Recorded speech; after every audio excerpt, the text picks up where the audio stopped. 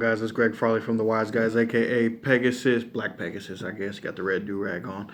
Ban list dropped, guys. I've been deliberately not uploading videos because I was so tired of this format, and there's no content when everybody's bored out of their minds, but the ban list just dropped.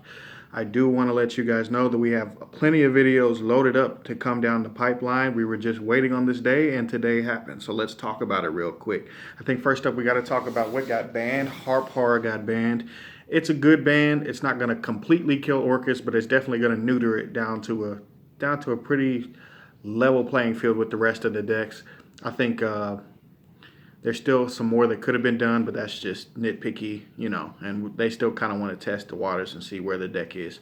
I think Colossus getting banned is enormous. It makes a whole lot of rogue decks be able to compete again because they searched, so we're definitely thankful for that. I think Ebe the Justiciar, I think when the Master Rule revision would take place in April, it was definitely going to be a problem, so it is a very well needed hit. I would, without a doubt, say that it needed to happen. People won't understand it now, but I think down the line, people definitely will understand it. I think Tempest Magician and Azathot were also needed. You don't want to have burn stuff or people just outright not being able to play. That just is what it is. Miragestallio being the other one. Basically, all the top decks have got neutered badly because Engage got limited or restricted all the way down to 0. And then you got Brilliant Fusion and Electrumite, which just came out of nowhere. All solid hits, all that makes sense. Obviously, if you hit all those top 4, then that would have made Pendulum the best deck or near it. So you had to also kind of hit them. So it's kind of guilt by association or guilt by how powerful the deck is, I guess. Moving on, we had the limited to 1. We had Lithosagym. Lithosagym getting taken off the ban list and put to 1.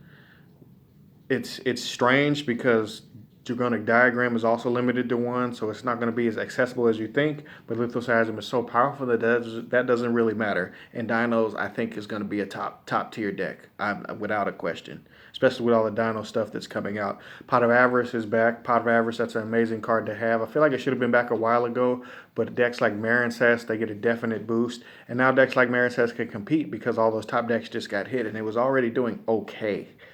Just to kind of leave it at that. Reboot got limited to 1, and Pankratops got limited to 1, which is very, very strange. But with Lightning Storm coming out, I understand why they did it. Nessie, Danger Nessie getting limited to 1 makes sense. It has some feasibility and some logic to it because it's so easily ready to search the other ones. So plus it's a big body or big booty, if you want to call it. So it's definitely something we got to pay attention to. What else? I think we had Card of Demise was 1. The diagram, if I didn't already mention it. Into the Void got limited to 1.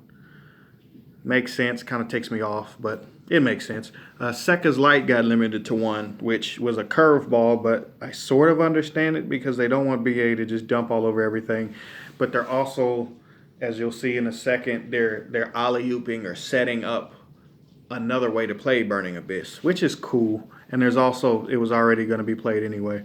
I think going into the semi-limited, if I missed anything, it would be down in the comments, the full list of the cards, just a straight list, straight down. A Deep Sea Diva coming to 2, semi-limited. It's already at like $150, which have fun if you want the max rarity version of that deck. It's going to be probably the most expensive deck in Yu-Gi-Oh! Or at least top 3, top 4, besides a Go Control deck or Lightsworn or something like that. A Tour Guide coming to 2 as well. Obviously, I think it's a Burning Abyss booster, if you want to call it. And in Mind Control, which is kind of irrelevant. I mean, Mind Control is such a good card that I feel like if I see it once or twice, it's doing what I want it to do anyway. So it being limited to 2 doesn't really bother me. I think they're just kind of testing the waters. And then if they semi-limit it, which it was once upon a time, it would be just a very interesting card. Now, the most important and interesting part of the list, besides what got banned, is what got totally taken off the list. Morphing Jar number 2. The empty jar days notwithstanding, Morphing Jar number 2 is a really weird card that would just completely reset games, or if your deck has a low monster count, would punish you. I don't know if it's going to be super relevant, but I just remember what it used to do, and although it may have already got power crept out of the world, it's still going to be a very interesting deck, and somebody somewhere will make a Princess Tirotre deck and slip it in there. I know those silly decks like that. Somebody will come up with something. I guarantee it. Anyway, Tribe-Infecting Virus finally taken off the list. Book of Moon finally taken off the list. Those are so long overdue that it's not even funny.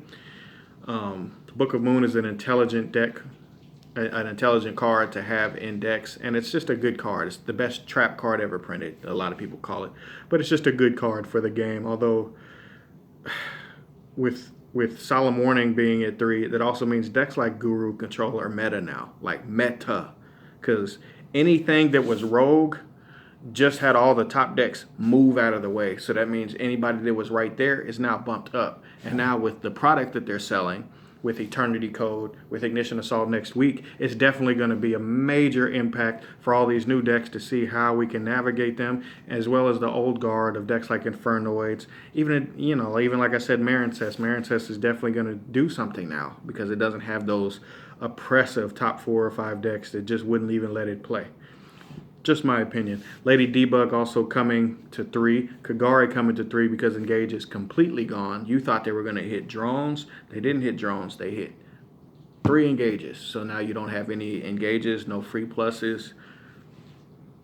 It is what it is. Probably the best searcher ever. So, it is what it is. Soul Drain. Soul Drain is an interesting card that I think we have so many floodgates, and we now have less ways to take away the back row. I don't know how that's going to turn out. Yes, we have Lightning Storm, but Lightning Storm isn't enough. So we have to find the replacements for the cards, whether it's playing MSTs. Hopefully that Orcust slides far enough out of the meta that the Cyclones and MSTs that we want to play can do something. The Twin Twisters that we want to play can do something. Hopefully. I'm hoping. Please, please, please, please. Damage Juggler, also completely off the list. Dark Arm Dragon. I feel like I'm missing one. If I did miss one, just let me know down in the comments. Oh, Rake Up Magic Quick Launch. That was the one I couldn't remember.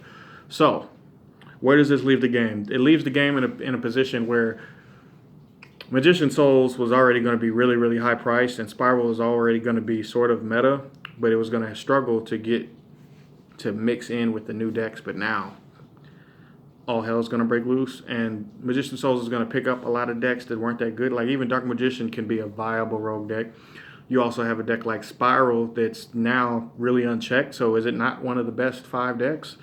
I would be hard pressed to say it's not, because it was already doing a little something, and now it's definitely going to be doing something. And trust me when I say there's some players in Kansas City that are going to do something with it. I'm telling you before it happens. Shout out to Chiefs Kingdom. I'll actually be at the game. It'll be on Chill Sunday. Make sure you check in. Make sure you look at the page on Sunday, because I'll actually be out there. But we finally have a reset. It's the resets you've been asking for. The game is going to be really fun. You can almost play anything that you want to. If you were playing one of the best decks, well, now you got a reset. So it's basically like a rotation in other games, but it's Yu-Gi-Oh's way of doing it by just completely eliminating it. There are a few issues. I wish like they would have done something with Necros Unicorn, maybe the 2 or 3. But beggars can't be choosers. Everybody wanted a massive reset button, and we got it. This is Greg Farley, a.k.a. Pegasus from the Wise Guys and Plushfire Gaming, a.k.a. the Wisefire Alliance. Appreciate you guys tuning in. And as always, YG baby.